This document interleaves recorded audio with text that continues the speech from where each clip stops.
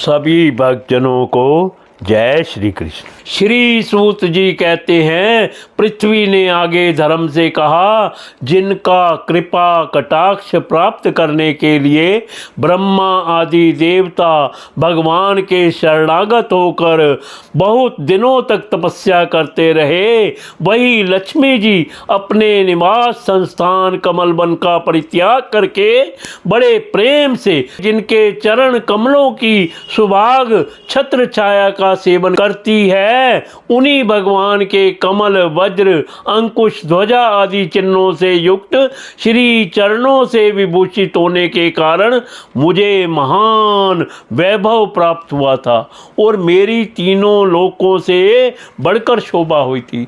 परंतु मेरे सौभाग्य का अब अंत हो गया। भगवान ने मुझ अभागनी को छोड़ दिया।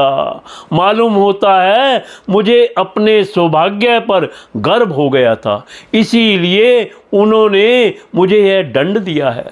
तुम अपने 3 चरणों के कम हो जाने से मन ही मन उड़ रहे थे, अतः अपने पुरुषार्थ से तुम्हें अपने ही अंदर पुनः सब अंगों से पूर्ण एवं स्वस्थ कर देने के लिए वे अत्यंत रमणीय श्याम सुंदर विग्रह से यदुवंश में प्रकट हुए और मेरे बड़े भारी भार को जो असुर वंशी राजाओं की सैकड़ों अक्षयहिणियों के रूप में था नष्ट कर डाला, क्योंकि वे परम स्वतंत्र थे, जिन्होंने अपनी प्रेम भरी चितमन मनोहर मुस्कान और मीठी मीठी बातों से सत्यभामा आदि मधुमयी माननियों के मान के साथ धीरज को भी छीन लिया था और जिनके चरण कमलों के स्पर्श में निरंतर आनंद से पुलकित रहती थी, उन पुरुषोत्तम भगवान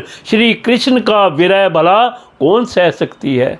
धर्म और पृथ्वी इस प्रकार आपस में बातचीत कर रहे थे कि उसी समय राजश्री परीक्षित पूर्व वाहिनी सरस्वती के तट पर आ पहुँचे। सूत जी कहते हैं, शौनक जी वहाँ पहुँचकर राजा परीक्षित ने देखा कि एक राजवेशधारी शूद्र हाथ में डंडा लिए हुए है और गाय बैल के एक जोड़े को इस तरह पीटता जा रहा है जैसे उनका कोई स्वामी ही ना हो। वह कमल तंतु के समान श्वेत रंग का बैल एक पैर से खड़ा कांप रहा था तथा शूद्र की ताड़ना से पीड़ित भयभीत होकर मूत्र त्याग कर रहा था। धर्मोपयोगी दूध घी आदि हविष्य पदार्थों को देने वाली वह गायें भी बार बार शूद्र के पैरों की ठोकरें खाकर अत्यंत दीन हो रही थी।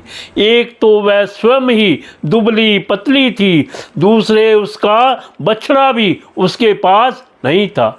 उसे भूख लगी हुई थी और उसकी आंखों से आंसू बहते जा रहे थे। स्वर्ण जड़ित रथ पर चढ़े हुए राजा परीक्षित ने अपना धनुष चढ़ाकर मेघ के समान गंभीर वाणी से उसको ललकारा। प्रच्छय रथ मारूढ़ कार स्वर परिच्छदनम मेघ गंभीरया वाचा समारोपित कामुका। अरे तू कौन है जो बलवान होकर भी मेरे राज्य के इन दुर्बल प्राणियों को बलपूर्वक मार रहा है। तूने नट की भांति वेश तो राजा का सा बना रखा है, परंतु कर्म से तू शूद्र जान पड़ता है।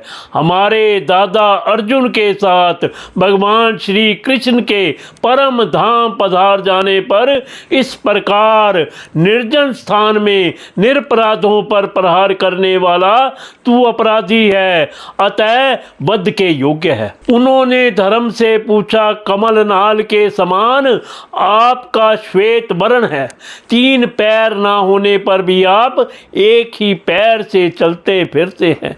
यह देखकर मुझे बड़ा कष्ट हो रहा है। बतलाइए, आप क्या बैल के रूप में कोई देवता हैं अभी यह भूमंडल कुरुवंशी नरपतियों के बाहुबल से सुरक्षित है।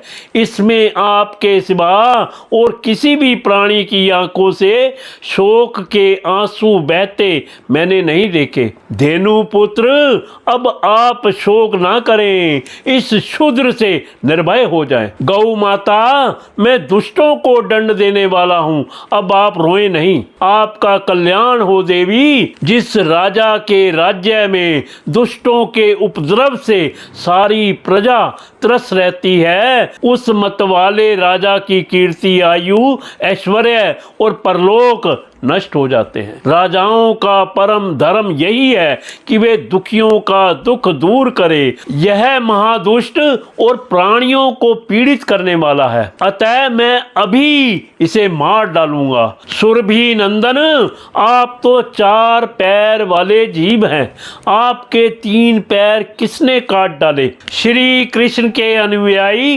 राजाओं के राज्य में कभी कोई भी आपकी तरह दुखी ना हो।